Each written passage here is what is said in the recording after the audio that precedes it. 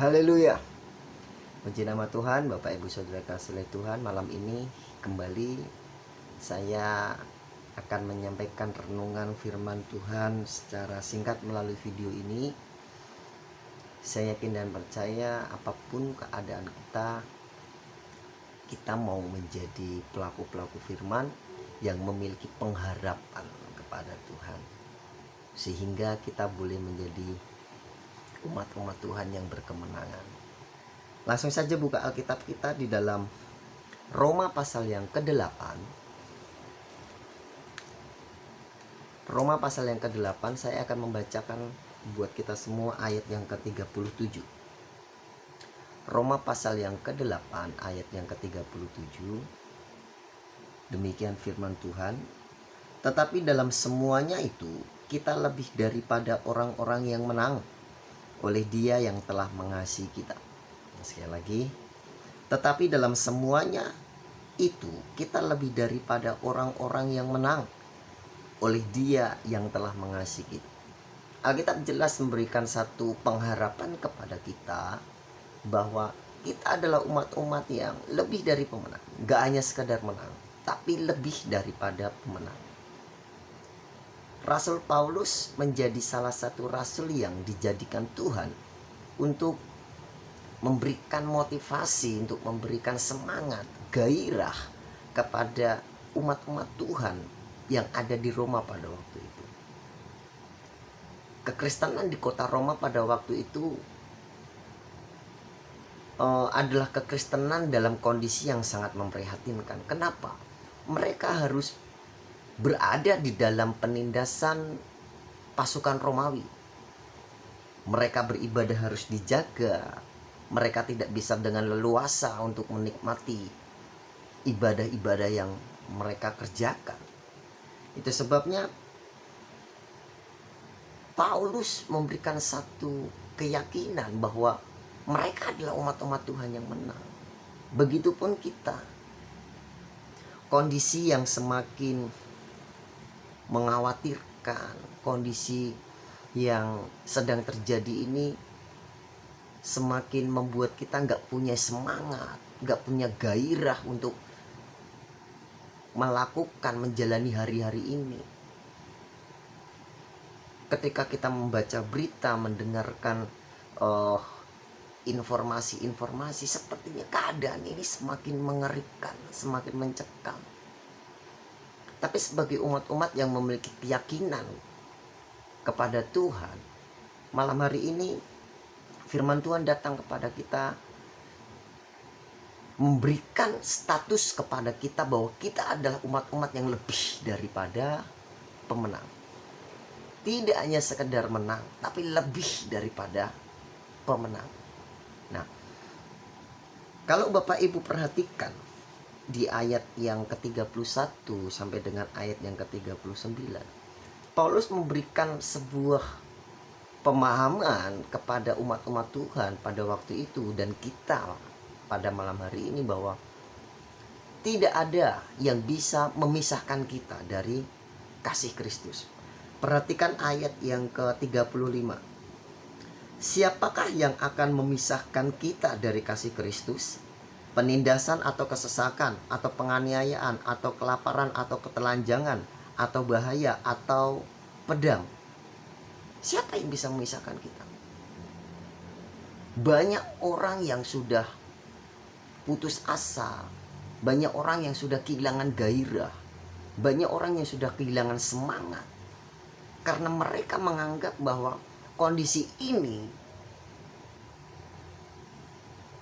tidak hanya sekedar mematikan secara tubuh jasmani, tapi banyak orang beranggapan bahwa kondisi ini juga bisa mematikan kerohanian. Bersungut-sungut, ya kan? Tapi Alkitab katakan, siapa yang bisa memisahkan kita dengan kasih Allah? Di video sebelumnya saya katakan bahwa kasih Allah tidak berkesudahan. Artinya dalam kondisi apapun Allah tetap mengasihi kita.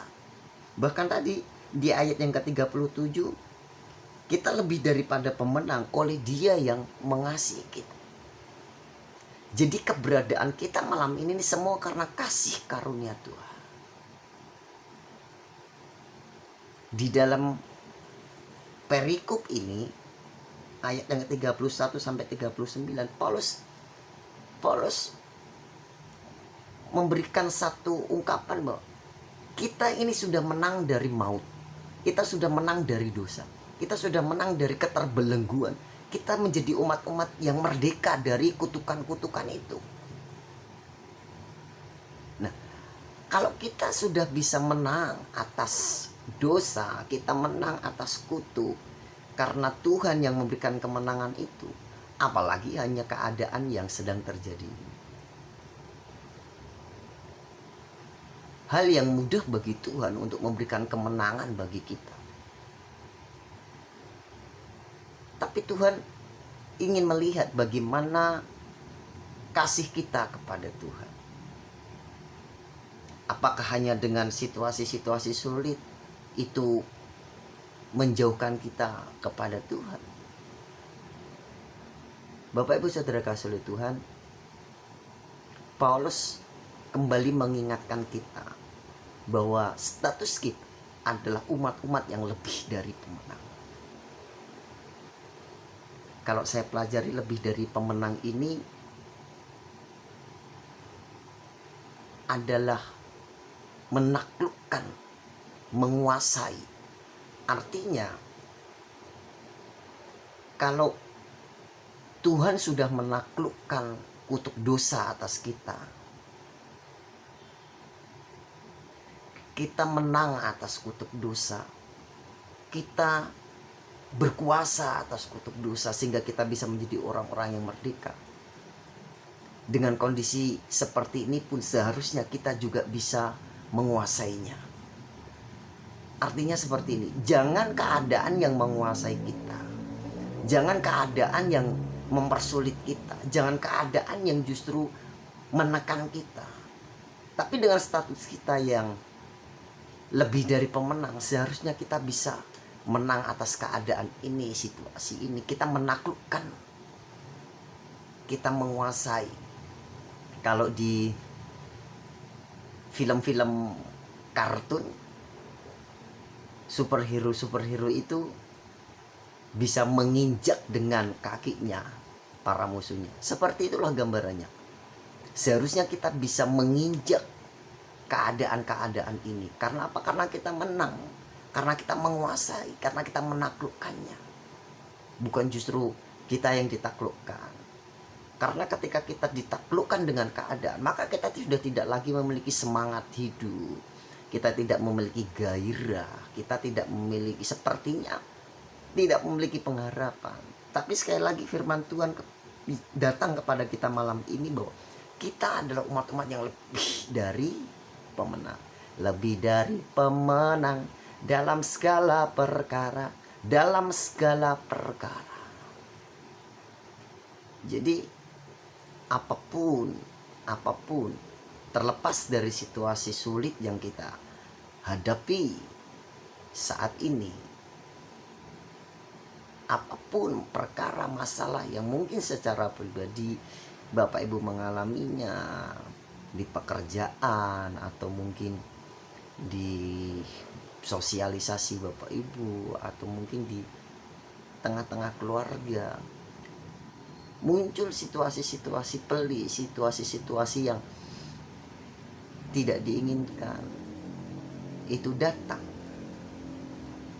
Sekali lagi, kita adalah umat-umat Tuhan lebih dari pemenang, menaklukkan segala perkara yang ada. Kalau Tuhan mampu memberikan kemenangan bagi kita atas dosa, sangat mudah bagi Tuhan untuk memberikan kemenangan bagi kita atas situasi-situasi sulit ini. Tidak ada yang mustahil bagi Tuhan ketika kita percaya kepadanya. Itu sebabnya Bapak Ibu Saudara kasih oleh Tuhan, jangan sampai keadaan ini membuat kita jauh dari Tuhan. Alkitab katakan, siapa yang mampu memisahkan kita dari kasih Allah? Seharusnya pertanyaan kita jawab, tidak ada. Karena kita adalah umat-umat yang menang. Kita umat-umat Tuhan yang mengasihi Tuhan, yang terus mencari Tuhan, berpengharapan kepada Tuhan. Sehingga ketika kita berpengharapan kepada Tuhan, maka kemenangan itu akan menjadi bagian kita. Amin. Itu sebabnya saya mengajak kita semua untuk terus memiliki pengharapan di dalam Tuhan. Kita mau memiliki keyakinan penuh di dalam Tuhan supaya kita menikmati pertolongan demi pertolongan yang daripada Tuhan, dan kita menikmati kemenangan. Sehingga di dalam kehidupan kita tidak hanya sekadar menang, tapi kita lebih daripada pemenang. Amin. Demikian renungan singkat yang bisa saya sampaikan. Saya berharap Bapak Ibu boleh menikmati kemenangan demi kemenangan yang sudah Tuhan sediakan.